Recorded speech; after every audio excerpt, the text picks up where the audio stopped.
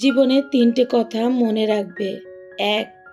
যে তোমাকে সাহায্য করে তাকে কখনোই ভুলে যেও না। ২. যে তোমাকে ভালোবাসে তাকে কখনো ঘৃণা করো না। ৩. যে তোমাকে বিশ্বাস করে তাকে কখনো ঠকিও না। আমার এই ছোট্ট পরিবারে সবাইকে স্বাগতম। ভিডিওটি দেশ এবং দেশের বাহিরে যে যেখান থেকে দেখছেন সবাইকে আসসালামু আলাইকুম।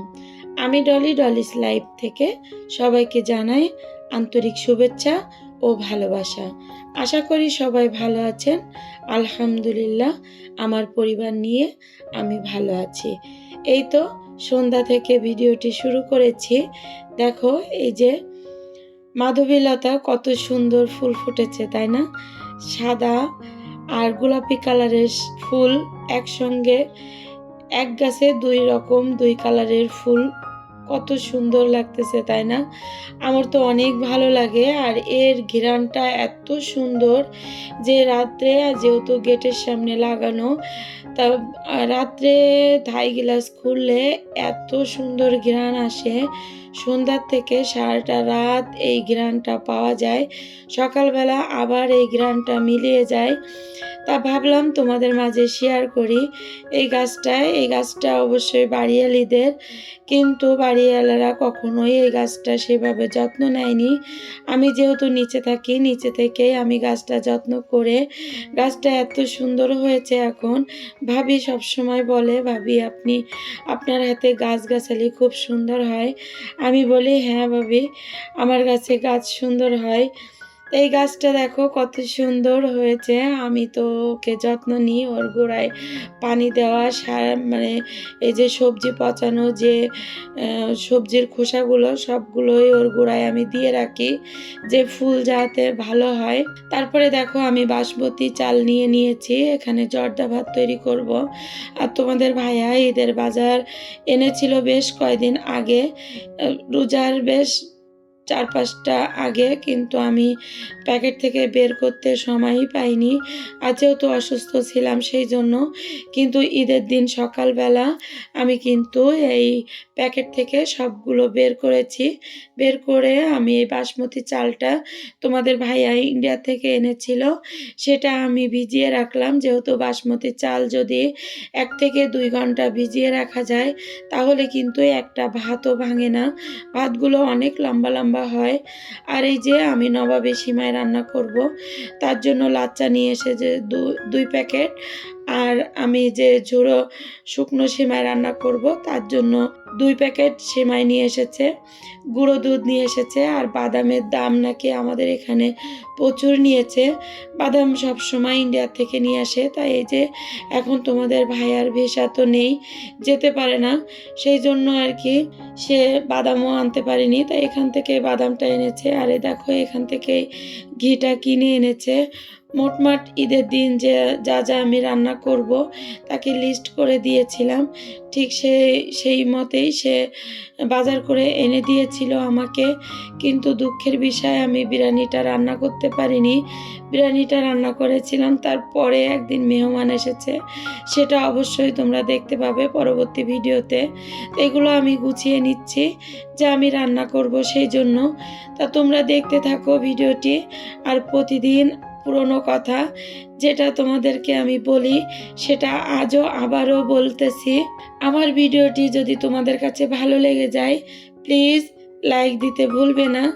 আর যদি এই ধরনের লাইফস্টাইল ব্লগ দেখতে চাইলে চ্যানেলটিকে সাবস্ক্রাইব করে পাশে থাকা বেল আইকন অল অপশনটি সিলেক্ট করে রাখবে। এতে করে আমি যখন নতুন কোনো ভিডিও আপলোড করব সঙ্গে সঙ্গে নোটিফিকেশন চলে যাবে তোমার মোবাইলে। সুযোগ বুঝে তুমি সেটা দেখে নিতে পারবে। আর যারা এই কাজ করে আমাকে প্রতিনিয়ত সাপোর্ট করে যাচ্ছ তাদেরকে অসংখ্য ধন্যবাদ। আর যারা ফেসবুক থেকে দেখছো তাদেরকে বলবো লাইক দিয়ে ফলো করে আমার পাশে থেকে আমাকে সাপোর্ট করতে পারো। তোমাদের সাপোর্ট ছাড়া কখনোই কিন্তু আমি সামনের দিকে এগিয়ে যেতে পারবো না।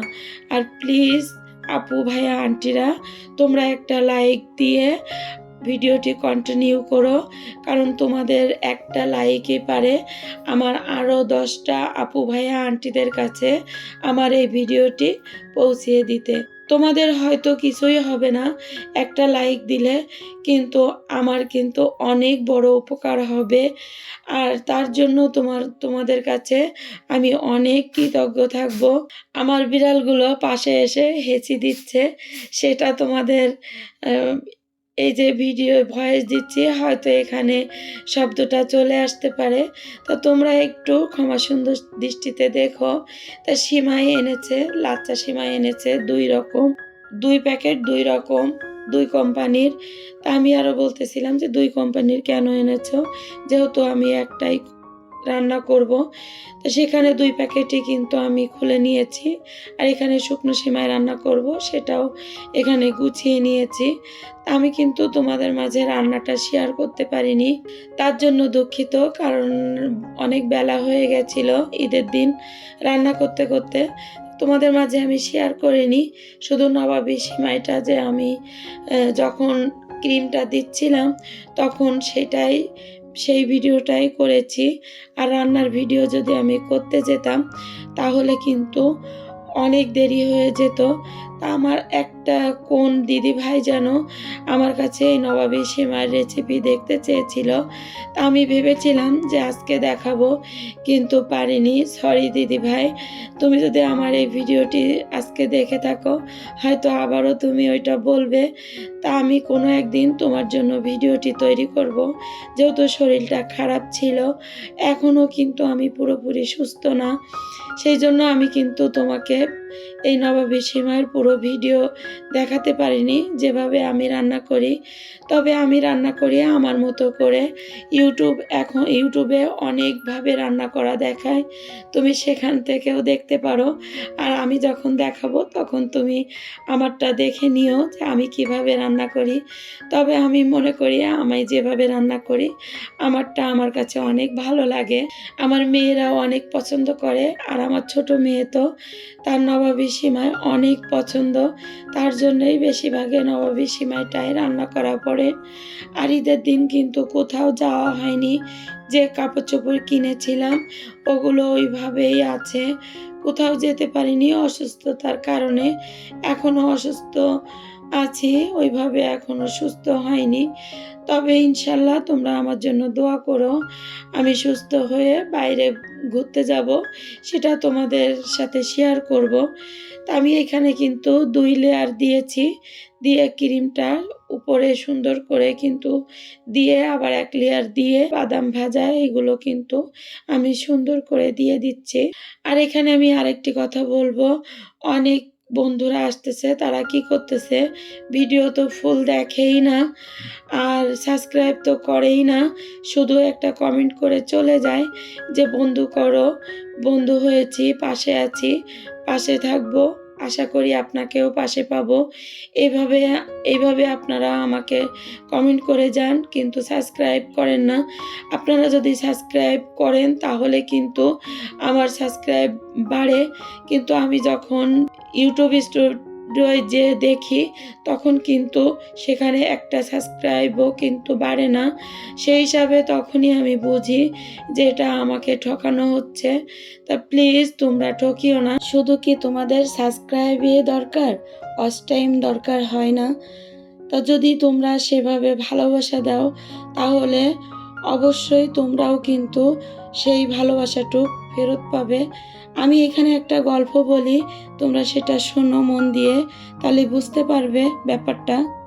একদিন এক চাষি গরু পালতো, সেই গরু গাভীন হলো, গাভীন হওয়ার পরে সে দুধ দেওয়া শুরু করলো। তো অল্প অল্প করে সে ঘি, মাখন এগুলো তৈরি করতো। তা একটা দোকানে সে মাখন বিক্রি করতো। তা মাখন বিক্রি করবে কিভাবে করবে, তা ওনার দোকানে একটা বিশ্বস্ত হয়ে গেছে যে একটা দোকানে যে উনি বিক্রি করে আসতো, সে মাখন তৈরি করে একটা দোকানে বিক্রি করে। এইভাবে বিক্রি করে, সেও মাপে না আর এও মেপে ওইভাবে দিয়ে আসে। সে বিশ্বাস করে দোকানদার কিন্তু নিয়ে নেয়। তারপরে কি করে, সেই দোকানদার একদিন ভাবলো যে আজকে মাখনটা মেপে দেখি যে কতটুক হয়েছে। তো সেই ক্ষেত্রে সে মেপে দেখে ৯০০ গ্রাম ওজন হয়েছে। তা দোকানদার তো রেগে ফায়ার যে কালকে যদি ঘোষ আসে তাহলে তাকে ধরবে। তারপর দিন এসেছে, আসার পরে বলতেছে যে, "তুমি ১ কেজি মাখনের জায়গায় কেন তুমি ৯০০ গ্রাম মাখন দিয়েছ মাখন দিয়েছ?" তা বলতেছে যে, আমি তো অনেক গরিব মানুষ, আমার কোনো দাড়িপাল্লা নেই। তা আমি যখন বাজার থেকে যাই, তখন আপনার কাছ থেকে আমি ১ কেজি চিনি কিনে নিয়ে যাই। সেই চিনিটা আমি একপাশে রাখি, আর আমার মাখনটা একপাশে রাখি। এইভাবেই আমি আপনার ওজনটা দিয়ে যাই। এখানে আপনারা কি বুঝলেন বলেন তো? যে, আপনি যতটুক ঠকাবেন, আপনাকেও কিন্তু মানুষ ততটুকুই ঠকাবে। তাই বলছি, এইভাবে মানুষকে ঠকাবেন না। আমি কিন্তু ভিডিওর একদম শেষ পর্যায়ে চলে এসেছি। যদি আমার কথায় কাজে কোথাও যদি তোমরা কষ্ট পেয়ে থাকো, প্লিজ ক্ষমা সুন্দর দৃষ্টিতে দেখো। আর এই যে আমার বাবা কিন্তু সিমাই খাচ্ছে। আমার বাবা সিমাই খাচ্ছে, আর আমি এখানে তোমাদের কাছ থেকে বিদায় নিব। ফিরে আসবো নতুন কোনো ভিডিও নিয়ে। ততক্ষণ তোমরা ভালো থাকো, সুস্থ থাকো, আমার জন্য দোয়া করবে। আল্লাহ হাফেজ। আসসালামু আলাইকুম।